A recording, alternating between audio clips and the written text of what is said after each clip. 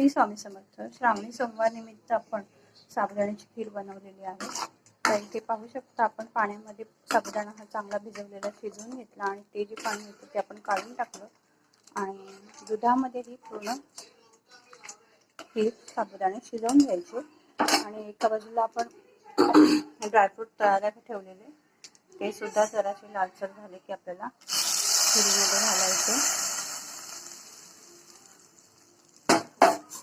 आणि आवडीनुसार आपण इथे साखर आणि वेलची घालणार आहोत. तर साखर आणि वेलची आपल्याला घालायची.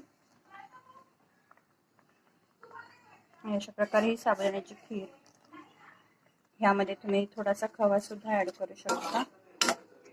पाहू शकता खूप छान अशी साबुदाण्याची खीर आपली तयार झाली आहे.